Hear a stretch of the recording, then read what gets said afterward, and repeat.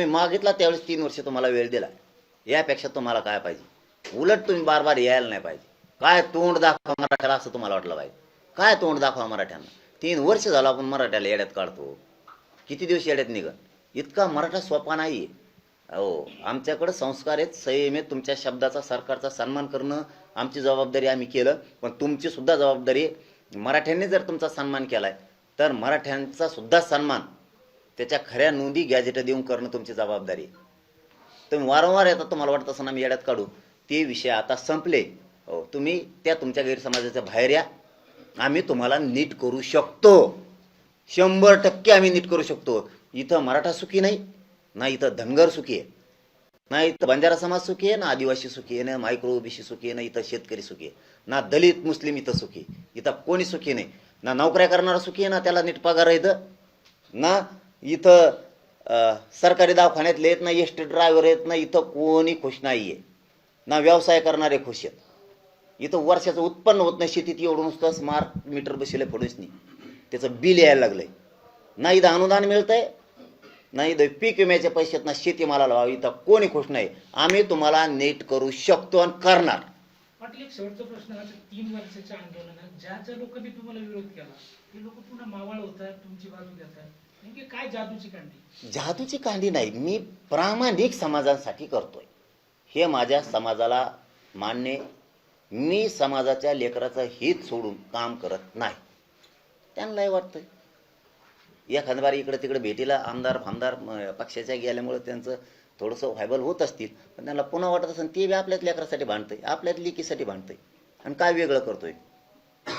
समाजाच्या लेकीबाळीच्या कल्याणासाठी काम करतोय, सुखा समाधानासाठी त्यांच्या लेकरा बाळाच्या समाजाचं काम करतोय.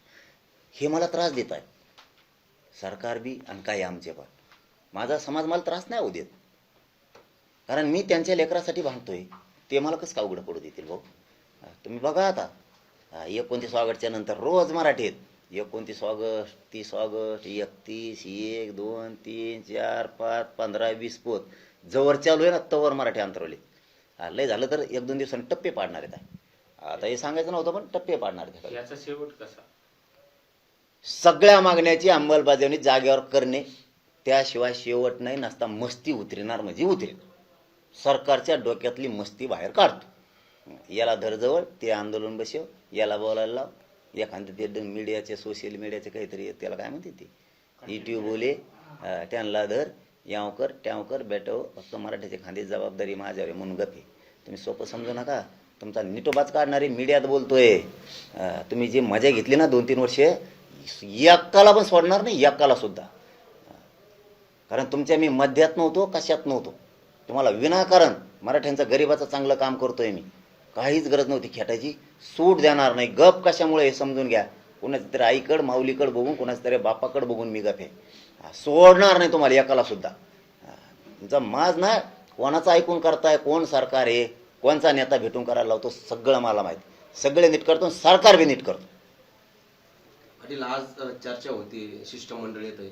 जर तुमची जी मागणी 58 लाख कुणबी नोंदीच्या सापडल्या, त्याचे प्रमाणपत्र दिले, तर मग 29 तारखेच्या अगोदर तुमची मागणी मान्य केली तर मग दिले तर जर त्यांनी तरचा आश्वासन दिलं प्रश्न तुम्हाला? नाही. आश्वासन फाश्वासन कवर देतात. कटाळा आला आश्वासन ऐकू ऐकू मराठ्याला. येतेच जातेत नुसते चर्चा. पण येऊ द्या ना, काय म्हणते तर कळायला पाहिजे. येऊ द्या ना. 28 ऑगस्टच्या आत सगळ्या मागण्याची अंमलबजावणी करायची काय म्हणणं नाही आमचं. झालेल्या चुका दुरुस्त करायच्या, प्रमाणपत्र रद्द केलेले द्यायचे. तुम्ही चर्चेला किती या. आता आम्ही अंतिम लढा पुकारलाय. आता तो आश्वासनावर, सकारात्मक चर्चेवर सुटत नसतो. आणि सरकारचा, शिष्टमंडळाचा तो गैरसमज आहे. मी तेच सांगितलं मोगा सुद्धा, आता पण ते सांगतो की गैरसमाजाच्या बाहेर या. तुम्हाला मी सुट्टी देऊ शकत नाही. माझ्यासाठी माझ्या समाजाचे लेकरं महत्वाचे आहेत. तुम्ही सरकार, आमदार, मंत्री माझ्यासाठी महत्वाचे नाहीत. आणि तुम्हाला मी गिनिणार बी नाही. मी समाज माझ्यासाठी महत्वाचा आहे. आणि हे मराठ्यांना पण कळालंय आता. आपल्यासाठी आपले लेकरं, आपली जात महत्वाची आहे. ज्या पक्षाला, ज्या नेत्याला आपण मोठं केलं, ते आपल्या लेकरा बाळाचं वाटोळं करायला निघालंय. मराठी पण खरबडून जागे झालेत. आणि जरांगे पाटील आपल्या लेकरासाठी भांडतोय. आपण काय पक्षासाठी, नेत्याच्या बाजूने भांडायचं का? आपण सुद्धा आपल्या जातीच्या लेकराच्याच बाजूने भांडायचं. जरांगे पाटला कोणच उभारायचं? हे जेवढे पक्ष 10-12 त्यातले सगळे मराठी सावध झाले. आणि का सावध होऊ नये? तुमच्या लेकरासाठी जर मी भांडतोय तर तुम्ही काय पक्षाच्या नेत्याच्या बाजूने बोलता काय? केव्हा कल्याण होईल. पक्ष आणि नेता आणि नेत्याचे पोरं मोठे होतील, आपले भिकायला लागतील ना. मराठे खरबडून जागे झालेत आणि अंतिम पुकार आहे, अंतिम लढाई आहे. ह्या लढाईत मराठे 100% जिंकणार नाही तर मी उपोषण करून मरणार.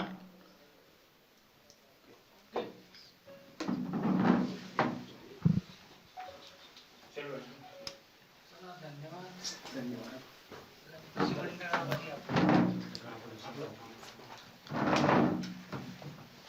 चल बरं आता सगळे खाली.